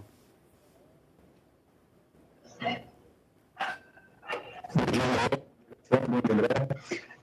Primeiro, parabéns pela situação de capital que vocês tiveram. Acho que são bem inteligente, interessante com a área de saúde. Eu vou fazer uma pergunta, primeiro um follow-up da pergunta do Leduc sobre o impacto no capital. Já comentaram sobre, a gente já viu os 30 bips de impacto positivo, que foi uma surpresa, mas teve junto 80 bips negativos de ajustes prudenciais e outros. Entender um pouquinho com vocês quais os componentes mais importantes desses 80 bips e se a gente deveria esperar algo semelhante nos próximos semestres. E a pergunta, eu já fiz a pergunta para alguns outros bancos nos últimos dias, sobre o novo desenrola. Vocês podiam passar um pouquinho os primeiros views de vocês sobre o novo desenrola, se vai ter um impacto Bradesco, se o impacto seria pequeno, dado a quantidade de negócio que o banco tem. Então, tentar entender um pouquinho de vocês, a primeira impressão sobre o desenrola. Obrigado, Tiago, pela participação aqui. Prazer conversar com você novamente. Então, eu acho que a primeira parte, Cassiano, você pode fazer, depois eu falo um pouco sobre o desenrola. Bom dia, Tiago, de novo. Obrigado aí por falar contigo novamente. Olha, não teremos nenhum impacto. A resposta é não. Não teremos nenhum impacto desta monta nos próximos trimestres. Né? Isso foi especificamente nesse primeiro TRI, mas é importante salientar que dentro desse 0,8, né, ele tem 0,4 da parte de prejuízo fiscal também dentro da operação da Brad Saúde. Então, ela meio que ela tem um net ali, né? Então, na verdade, na prática é 0,4 que está ali dentro do 0,8 como ajustes prudenciais tradicionais e 0,4 oriundo da própria operação da Brad Saúde como um todo, né? Então, elas se equilibram nesse sentido aqui, tá? Se eu puder complementar, né, Cassiano, lembrar aqui, né, para o Tiago, acho que para os colegas que estão aqui também, que assim, sempre no primeiro TRI, né, há uma pressão um pouquinho maior de capital, porque tem alguns ajustes ali já contratados pelo Banco Central, né, por exemplo, em risco operacional, né? Mas, por exemplo, quando a gente paga a remuneração variável aqui no início do ano, e a gente veio provisionando, né, 1/12 ao longo do exercício anterior, nas provisões você não tem nenhum tipo de impacto fiscal. Na hora que você paga, você gera o impacto fiscal. Por isso que o primeiro TRI, ele tem algumas particularidades, mas que na nossa visão, independentemente da Brad Saúde, né, o Cassiano comentou aí uma parte, a gente, né, recuperaria o capital também, né? Então, esses eventos, estou citando um evento, né, mas tem eventos, né, que fazem com que isso aconteça em todos os bancos aqui, não é só aqui da nossa organização, tá?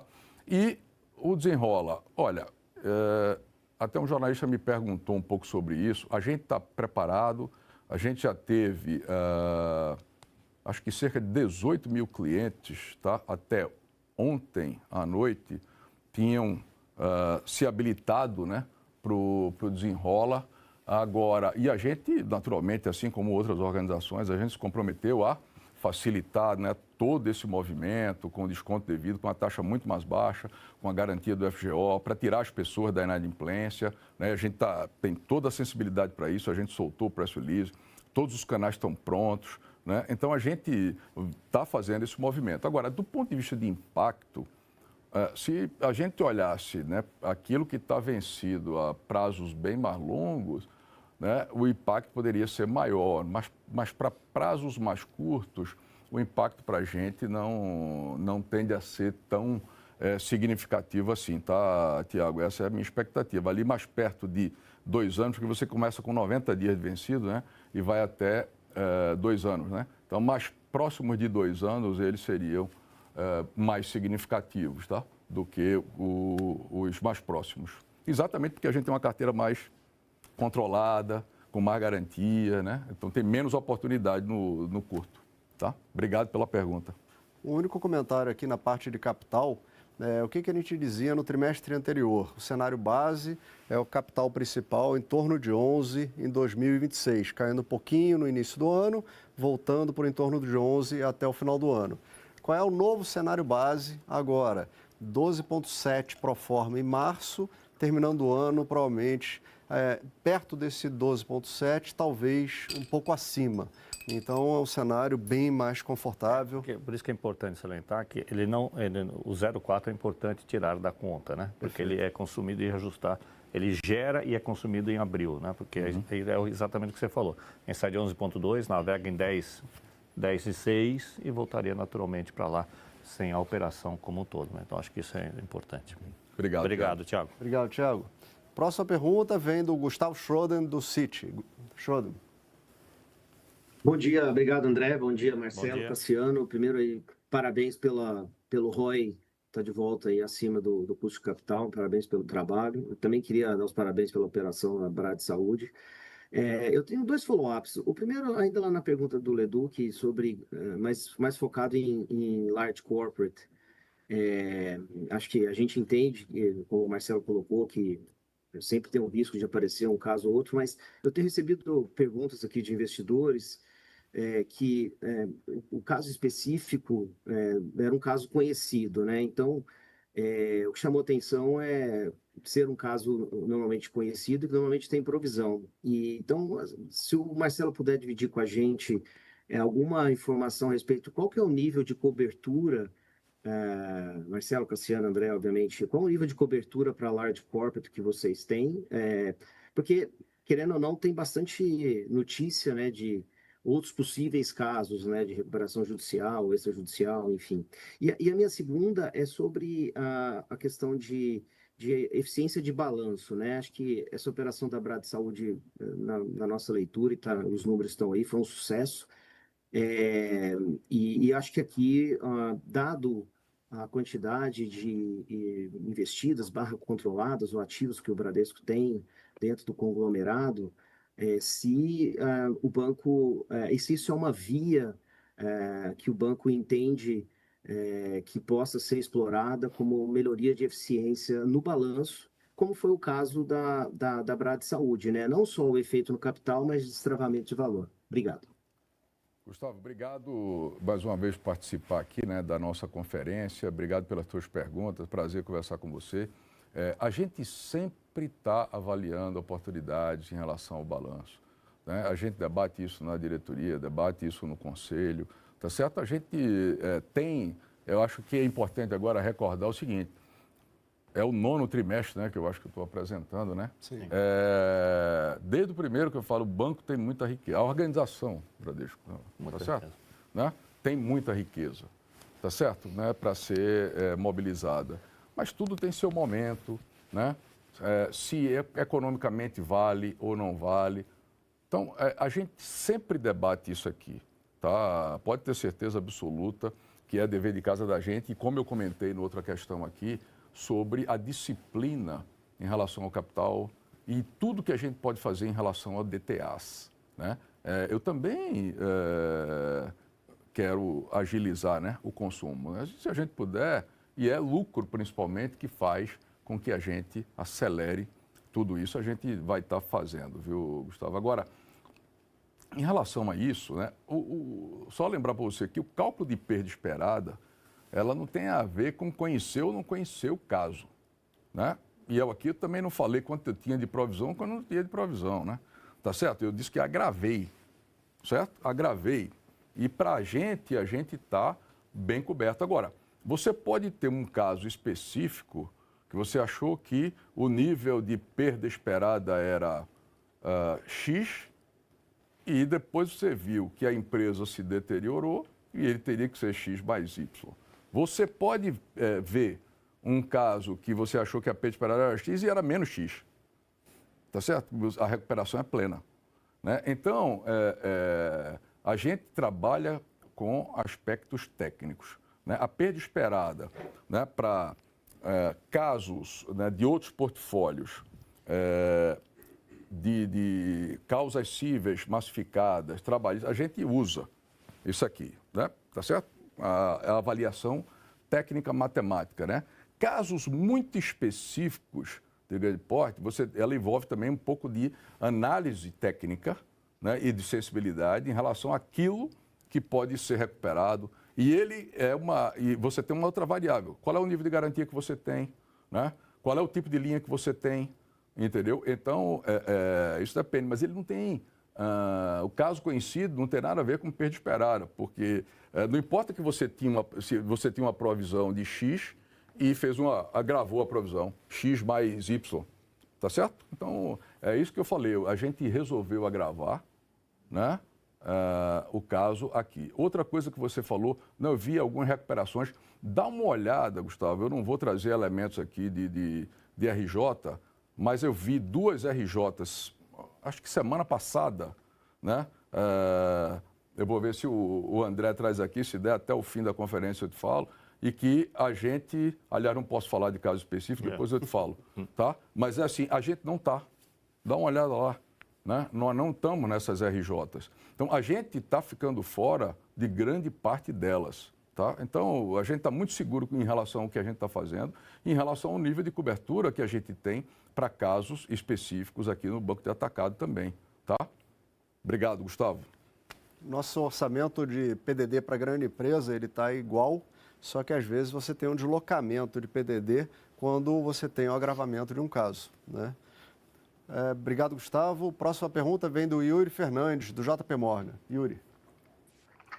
Obrigado, André. Bom dia, Marcelo, Cassiano. Acho que parabéns aí também pela melhora de capital. Acho que, de fato, essa mensagem de mantém-se estável em 12,7 é talvez até maior. Eu acho que é uma mensagem importante de vocês aqui no call. Eu queria só voltar na pergunta de casos corporativos, explorar só um pouquinho mais, porque olhando aqui os estágios de vocês, né, acho que do jeito que vocês dão pela carteira classificada, o estágio 3 melhorou, né, ele melhorou uns 20 bips. Mas quando a gente olha a carteira expandida, né, a carteira com valores imobiliários, com títulos e valores imobiliários, o estágio 3 piorou. Então eu imagino que assim, essa piora do estágio 3 expandido, ela tem a ver com esses casos corporativos, né? E daí, quando a gente olha uma proxy de estágio 3 formation vindo da carteira expandida, a provisão que vocês fizeram, que foi muito alta, ela ainda não foi suficiente para fazer frente a esse formation, né? Então, a dúvida que eu fico aqui é a seguinte, a gente deveria ver, talvez, as provisões, né, esse custo de crédito se mantendo mais alto, de modo a vocês se reforçarem ou não? É um pouco essa mensagem mesmo que vocês falaram, não, olha, a gente tem mais garantia, estamos indo para a carteira mais tranquilas, né? Então, talvez até o primeiro trimestre seja um pouco mais... Não quero falar que é pico, porque o Brasil a gente sabe que é muito incerto, mas talvez a gente devesse ver melhoras de provisão. Então, tentar entender um pouquinho o estágio 3 e tentar entender um pouquinho o caminho de provisão aqui do primeiro trimestre. Obrigado, pessoal. Olha, Yuri, obrigado pela tua participação mais uma vez, né? Antes de passar aí para as respostas, queria dizer, você sempre provocou a gente em relação à capital, né? E ter um capital maior, a gente traria essas DTAs com uma velocidade muito maior, né? E sua provocação sempre teve aqui na nossa mesa, né? E é interessante, né? A gente olha o tempo todo, mensalmente, para isso, como eu comentei anteriormente, tá certo? Mas obrigado pelas tuas provocações aqui. André, você começa aqui e eu faço a conclusão, se for preciso, tá? Obrigado. Então, em relação à provisão, né, aquela ideia de que o custo de crédito no ano ele deve ficar próximo a 3,3%, começando mais alto e depois convergindo para esse número, né? Então, a questão de que você realmente tem mais PDD aqui na largada, isso é a característica do cenário macro do ciclo de aperto monetário que a gente está, né? E a questão de agro, saída de carência, tem algumas questões aqui envolvidas, está no nosso plano, isso não mudou, tá? Isso aqui está aqui conosco. A parte de grandes empresas, você tem sim, a gente divulgou na apresentação o estágio 3, né, da carteira que a gente chama carteira Bacen, que é a mais restrita, e a gente coloca nas nossas séries históricas o estágio 3 da carteira expandida. Por ali você consegue ver sim o agravamento do que seriam avais e fianças, TVM, né? Então ali que você encontra isso.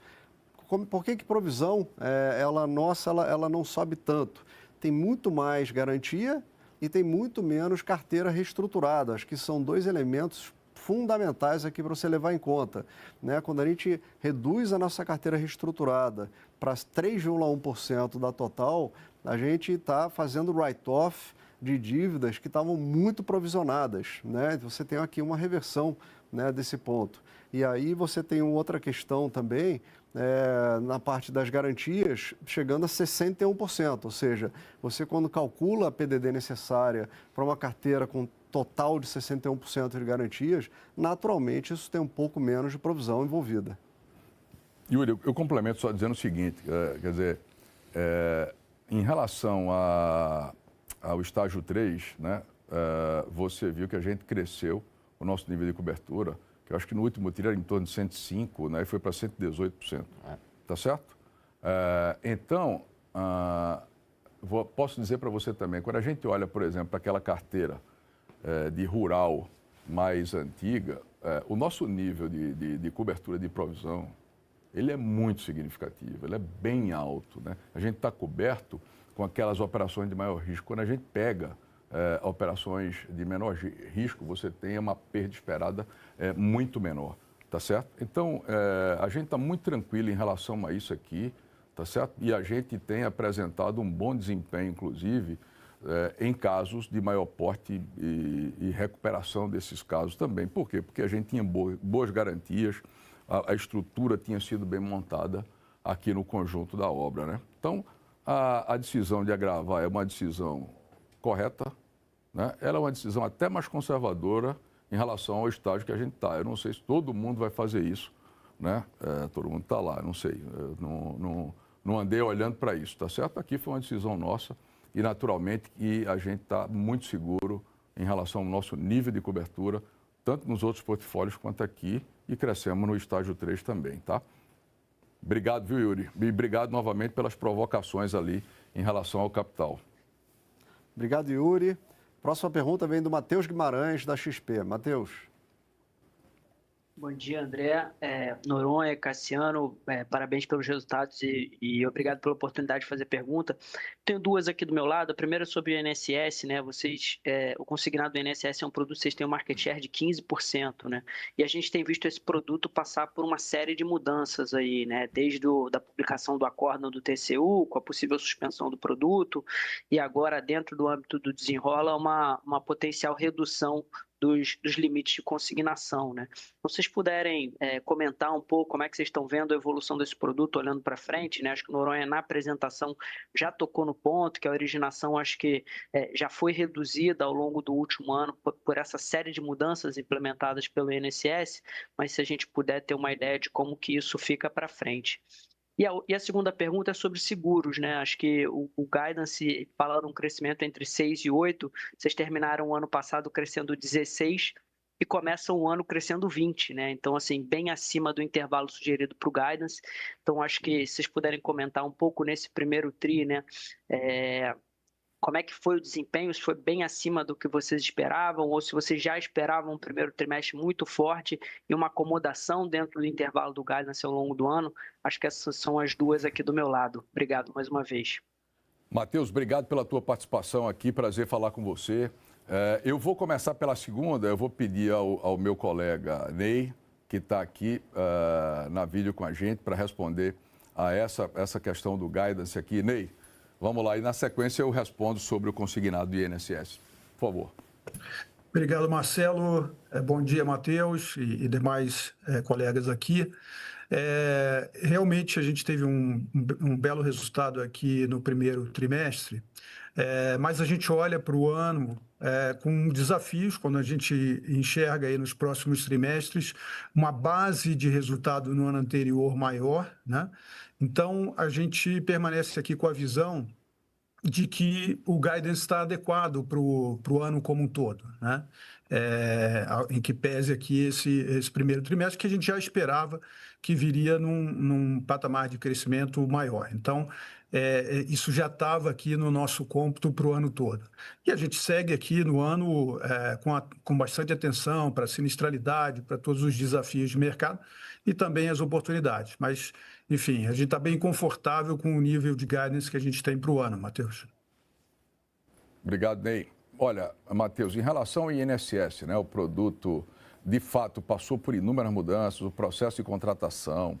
Você sabe que a portabilidade, né, o modus operandi que foi sugerido, ela gerava um risco enorme, né, para quem estivesse fazendo a portabilidade. Isso, houve um ofício da FEBRABAN, né, pedindo a modificação, né, que me parece foi atendida.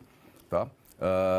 Essa redução da margem de consignação, no nosso caso, eu vou ser muito franco, né, ela é até positiva, porque a gente até tinha o cartão INSS, mas a gente não trabalha com cartão benefício e o próprio cartão tinha uma penetração baixa, a gente trabalha com taxas menores, né, e essa margem adicional que você pode fazer no produto tradicional, ela até é positiva do nosso lado, né, e a gente tinha voltado já a crescer, mesmo com um mercado que ficou de tamanho menor, né, em sua produção.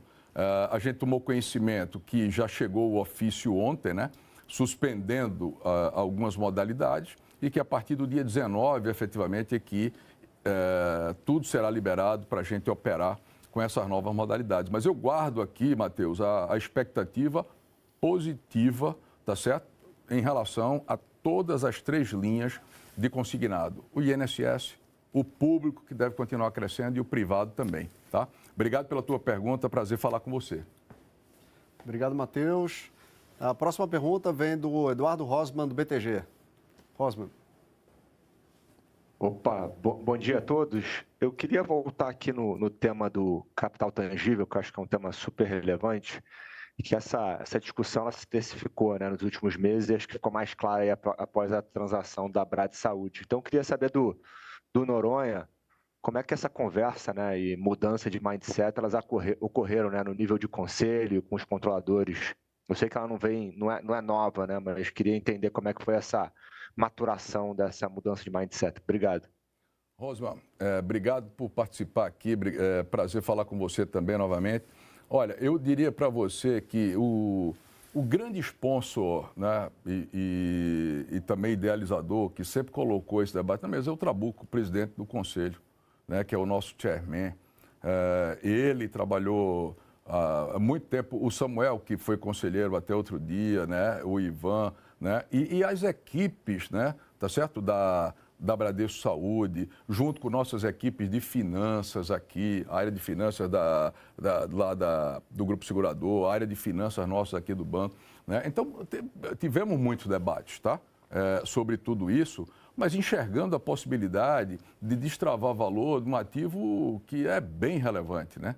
Tá certo? E ganhou maturidade, né, no tempo, com a construção de outros pilares, né, como foi falado, e eu vou pedir que o Marinelli dê um pouco mais de cor a isso aqui, por exemplo, não só do plano em si de saúde, né, e a Odontoprev, que eram conhecidos, mas entrando aí em hospitais, quantos leitos a gente tem.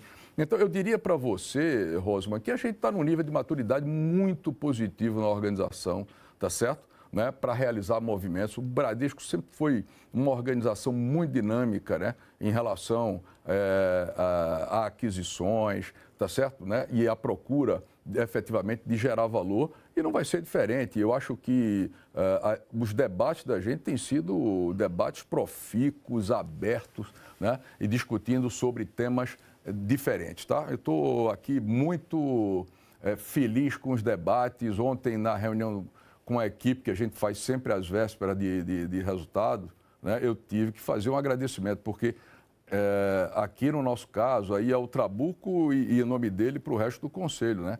Tá certo que tem apoiado integralmente todas as iniciativas que a gente tem colocado na mesa, né? Veja a transformação que a gente vem fazendo aqui na organização, né? Você tem de ter, naturalmente, o apoio do Conselho de Administração e o engajamento dos colaboradores, né, para fazer um negócio desse. Sem isso, você não se movimenta, né? E, obviamente, tem um plano consistente na mesa, né, para que todo mundo esteja engajado nesse plano. Marinelli, você dá um pouco mais de cor, né, em relação ao conjunto da obra, né, e o destravamento de valor, né, que se deu na Brad Saúde, por favor?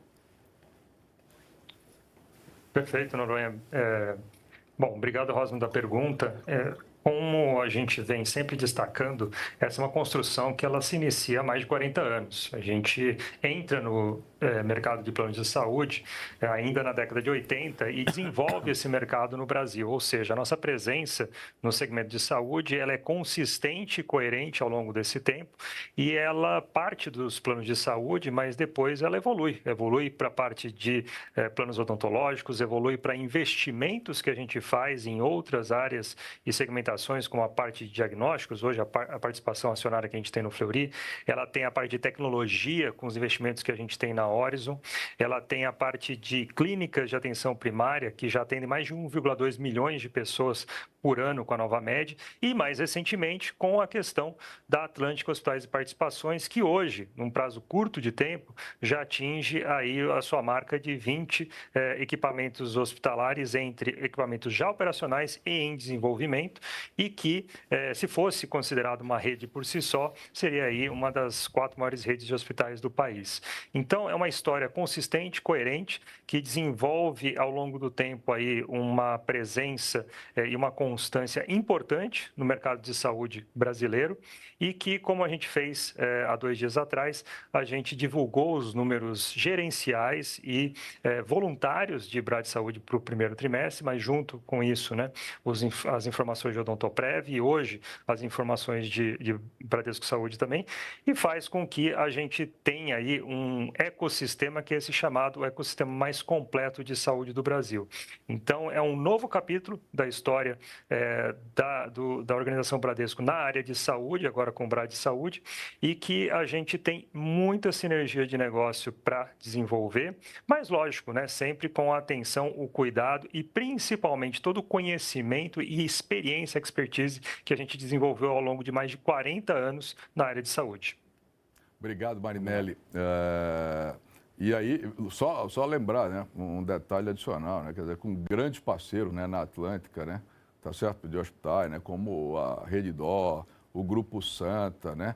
Então, eu vejo uma upside potencial aqui bem importante, né. Obrigado, Marinelli. Rosman, obrigado pela pergunta, prazer falar com você.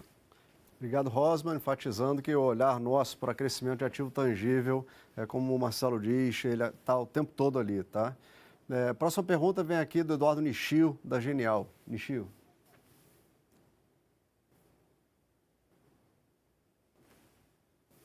Não estamos te ouvindo, cara. Bom dia. Bom dia a todos. Bom dia, Noronha, Cassiano, André.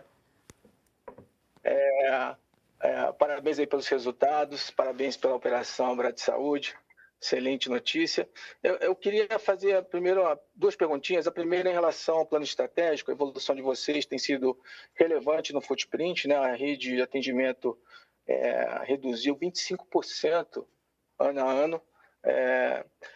No entanto, eu queria entender um pouco como é que vai ser essa trajetória nesse ano, o ano que vem, enfim, é um processo mais longo, né? Se vocês ainda têm espaço para essa redução. E o headcount, né, que caiu pouco, caiu 3,6% ano a ano. Eu queria saber como é que vocês veem essa linha também ao longo dos próximos trimestres e ano. E o impacto na eficiência. Aí a minha segunda pergunta é um pouco para entender um pouquinho mais sobre os moving parts aqui das DTAs, dos Deferred Tax Assets, que tem a ver com a pergunta anterior do Rosman de ativo intangível, de ativo intangível melhorar o ativo intangível. Olhando para as DTAs de vocês, nesse trimestre, tem uma queda de 1,8 bilhões, mais ou menos, tá? Que foi o mesmo montante da adesão ali do não recorrente do Programa de Transição Integral, né, do PTI, de 1,8 bi. Teve mais algum outro impacto que a gente tem que monitorar aqui?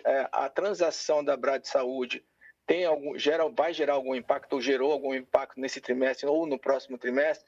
E se vai gerar também algum impacto, algum consumo, você não estaria um pouquinho conservador no soft guidance de manutenção desse saldo?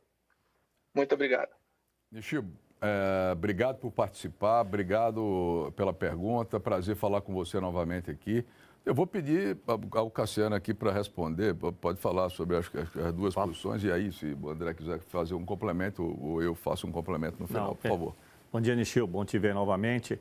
Bom, não teve nenhum outro impacto, né? O que você falou da primeira parte lá, não é PTI, né? Na verdade, é uma operação bilateral, uma negociação direta ali com a própria Receita Federal, que a gente melhora mais a qualidade do balanço do banco, que a gente fez uma redução de uma ação de praticamente 5 bilhões e 400 por 1 bilhão e 800, né? E pagos dentro do DTA, que isso é muito, muito importante e salutar para o balanço como um todo. Então, não tem nenhum outro efeito a não ser esse aqui. E no caso da Bradesco, da Brad Saúde, é positivo, né? O impacto foi positivo, está lá demonstrado exatamente ali como eu falei, tanto dentro do 0,80, numa das perguntas do colega ali, como dentro do 2,5. Esses são os dois efeitos positivos com o da Brad Saúde como um todo. Então, a gente não tem nenhum outro impacto para frente sobre isso. 30/4, ela está efetiva, esse é o nosso capital 12,7, o capital 1, e que a gente entende que vai daqui para frente a manutenção dele ou trabalhar para ele ser, inclusive, melhor, né? Acho que esse é o grande gol em cima disso.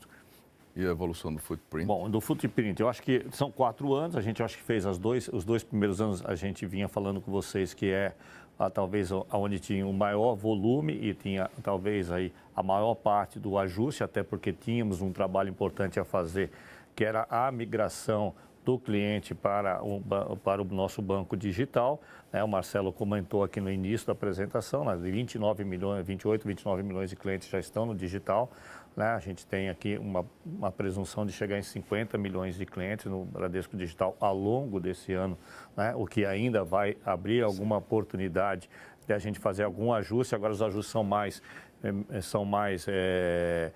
esporádicos, de menor monta, muito mais cirúrgicos, mas ainda tem um impacto que a gente vai acontecer.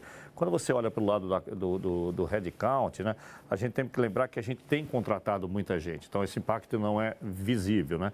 Até porque a gente tem feito um reskilling, um upskilling, seja lá na área de crédito, na área de tecnologia como um todo, trazendo os desenvolvedores para dentro, um reforço em toda a parte de arquitetura e infraestrutura do banco, na área de dados, na área de pricing.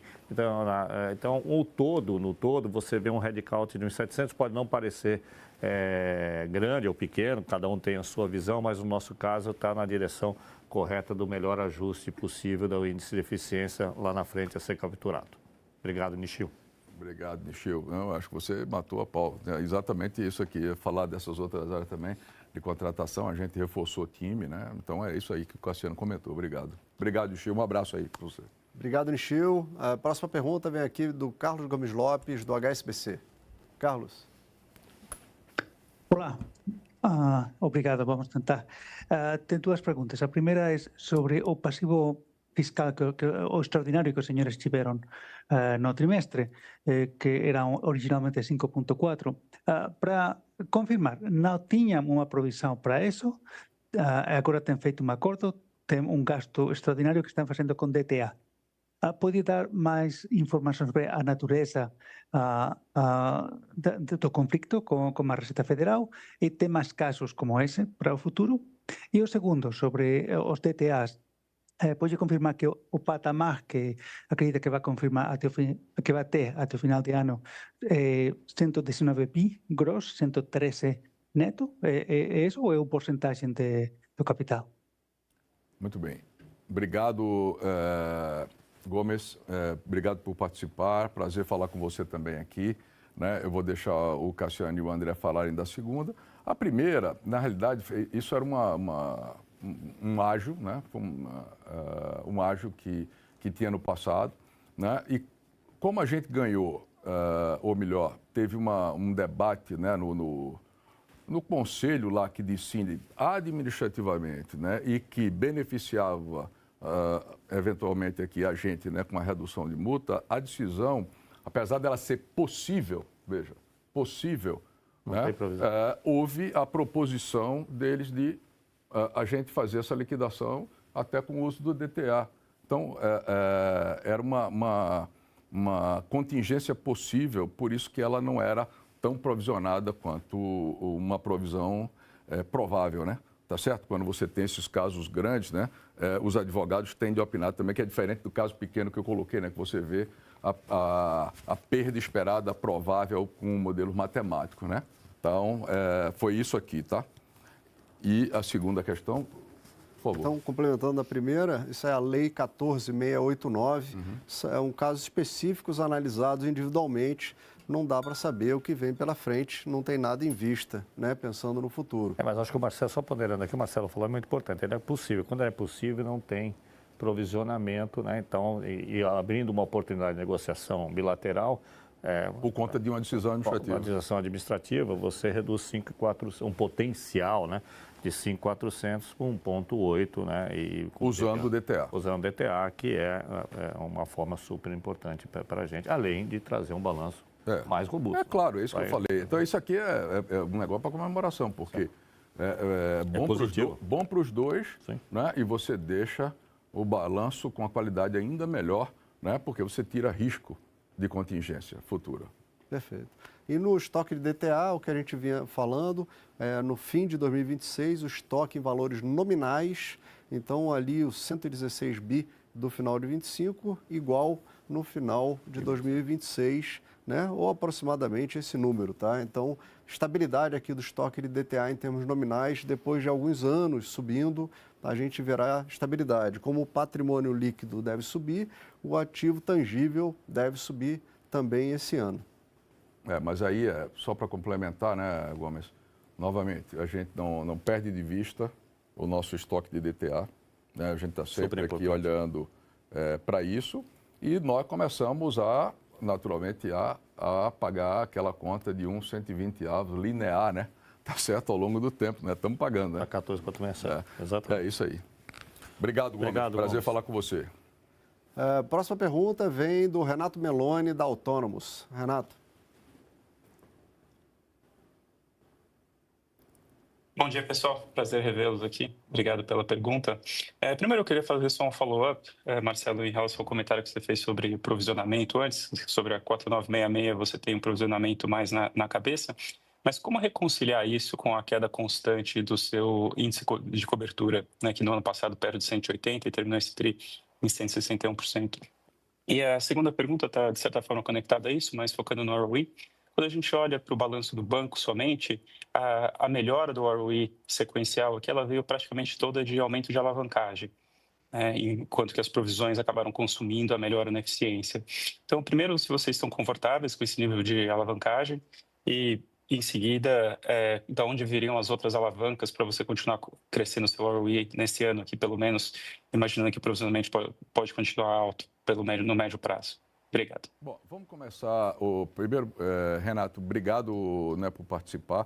Prazer também falar com você, tá certo? Então, primeiro, a alavancagem é parte do nosso negócio, tá certo? Então, a gente continua confortável com a alavancagem, sim. Vejo que a gente tem riqueza, tem capital para fazê-lo e como é importante ter capital para você continuar num crescimento constante e perene, né? E empilhando margem de intermediação, tá certo? E ampliando a distribuição também de outras linhas que a gente tem, como eu citei, de consórcio, mas o crescimento do próprio grupo segurador. Então, na hora que a gente implementou uma plataforma de veículos aqui, a gente colocou também na experiência do cliente a capacidade dele optar, né, por fazer o seguro alto ali com 1 ou 2 cliques. Então, o que é que aconteceu? A gente aumentou a penetração da comercialização de seguro alto no nosso canal, tá certo? Então, a gente também está crescendo aqui no cross-sell com relação aos negócios que a gente tem de uma forma geral. Então, as alavancas são essas conhecidas aqui, né? Crescimento de margem de intermediação, continuidade de crescimento do nosso nível de atividade, crescendo linhas diferentes de receita e prestação de serviço, continuidade de crescimento do grupo segurador, de todas as outras ligadas financeiras que a gente tem. Ou seja, a gente tem uma diversificação de negócio, né, que nos dá uma competitividade diferente também de outros players, né? Então, aqui, continuar crescendo tudo isso e com um conjunto de portfólio que tem muita qualidade, não tem nem comparação ao portfólio que a gente tinha algum tempo atrás, tá certo? Então, a gente está muito seguro em relação ao nosso portfólio. O custo de crédito pode crescer, porque a gente também está crescendo o crédito, né? Mas isso não significa que a gente esteja com um nível de cobertura baixo. Como o André comentou aqui, você tem movimentos lá na carteira reestruturada que ela leva e derruba a provisão. Sim. Então, você tem movimentos de idas e vindas o tempo inteiro, né, a depender dos estágios, em particular com carteira reestruturada, que, como eu comentei, Renato, a gente derrubou essa carteira em 14 bilhões de dezembro de 23 até março agora desse ano de 26. E se você olhar a carteira reestruturada lá, rachurada em vermelho, né, você vai ver que a gente derrubou a carteira em 15 bilhões e 700 milhões, tá certo? Então, a gente derrubou, né, aquele nível de provisionamento que estava ali junto, tá? Então, é isso aqui que eu vejo. Se os colegas quiserem complementar, com mais garantia, né? A gente viu isso aqui, né? 60% a gente atingiu, quase 61%. Na pessoa física, quase 70%. Então, a gente tem um portfólio muito mais saudável, né? E tanto que a gente não está em linhas com margens extraordinárias, né? Então, por isso que a gente vai step by step, mas crescendo o nosso NII aqui e as outras alavancas que a gente tem também de receita. Obrigado pela tua participação, Meloni. Um abraço aí para você. Último. Obrigado, Renato. Finalizando, última pergunta com Tito Labarta, da Goldman Sachs. Tito, nice to meet you. Bom te ver, Tito. Great. Thank you, Andre. Nice to see you, Marcelo, Cassiano. Thanks for taking my question as well. Just one follow-up question on capital, and also echo congratulations on the healthcare spin-off. Definitely, good to see that boost in capital there and the bank's in a good capital position. I guess one lingering concern, talking to some investors this morning, when do you think the bank, in and of itself, aside from you have the healthcare and some of the other subsidiaries, the bank can generate capital organically on its own, right? Because Andre, you mentioned by year end you'll also be around this 12.7%, and I know it'll be a function of ROE continuing to improve, which you continue to deliver on. But just when do you think you'll be at that point? Is it 2027 or 2028, or what else needs to happen so that the bank on a standalone basis is organically generating that capital? Thank you, Tito. Good to see you again. André, it's up to you first. Okay. I can comment. Então, a gente já está gerando capital organicamente, isso é muito importante para afirmar. Todo trimestre, a gente, na nossa bridge, a gente mostra lá a contribuição do nosso lucro. Isso vai continuar e com a nossa estratégia step by step de melhoria do lucro trimestre a trimestre, você vai ver uma contribuição cada vez maior vindo da geração orgânica aqui de capital. Esse é o primeiro ponto. O segundo ponto, é importante salientar que a gente tem aqui algumas medidas regulatórias do governo que entraram em vigor em 2025 e abarcam 4 anos, 25, 26, 27 e 28. e elas sempre consomem um pouco mais de capital, principalmente no início do ano, né? Isso acaba em 2028. Então, você vai somar uma capacidade maior de geração orgânica própria com o fim das medidas regulatórias, o que tende a tornar a nossa situação de capital ainda mais robusta.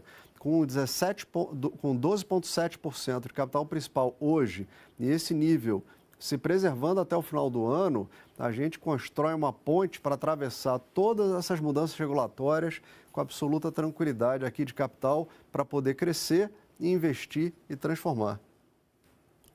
É isso aí, André. Você já respondeu, mas você tem um ponto aqui, Tito, né? E de fato ele supera, né, esses 13% olhando individualmente, mas eu só lembro o seguinte: a gente tem particulares de um grupo, um conglomerado complexo, tá certo? E que a gente tem um grande grupo segurador, tem outras ligadas aqui financeiras, tem ligadas de payments e a gente tem tipos de acordos de distribuição diferentes, que eles também são mais eficientes para a gente de um modo ou de outro, do ponto de vista fiscal. Quer dizer, se eu coloco tudo aqui, se a gente quisesse colocar, também esse ROI já seria maior, tá? Mas a gente olha para a organização como um todo, né, e garante esse retorno que a gente entregou agora de 15,8% contra um custo de capital que deve estar hoje mais próximo de 14,5%, né? Então, obrigado pela tua pergunta. Nós estamos indo em frente com muita convicção em relação àquilo que a gente está construindo no presente e no futuro. Tito, um abraço para você aí, obrigado e boa semana. Obrigado, Tito. Encerramos aqui, então, a sessão de perguntas e respostas. Antes de passar a palavra para o Marcelo e para o Cassiano para fechar aqui o nosso encontro, queria dizer para vocês que aquelas perguntas que a gente não pôde responder, elas serão respondidas no futuro pela nossa equipe de RI, né? E a gente tem no nosso site de RI todo o material dessa apresentação e da divulgação de resultados. Está tudo à disposição de vocês e a gente continua aqui disposto a responder qualquer pergunta que vocês tenham para a gente. Marcelo. André, obrigado Cassiano, obrigado ao Marinelli e ao Ney, que estão com a gente aqui também, né? As equipes que participaram com a gente desse processo de divulgação. Novamente, reforçar o que o André comentou aqui, nossa área de RI e nossos colegas da área financeira estão à disposição para esclarecer todos os detalhes que vocês queiram sobre capital ou sobre qualquer outro item do nosso balanço, né? Então, eu deixo um abraço para todos. Obrigado pela paciência, né, de estarem com a gente aqui e a gente se vê em breve ou na próxima divulgação trimestral. Um abraço forte, obrigado a todos vocês, hein? Até mais. Obrigado. Obrigado, gente.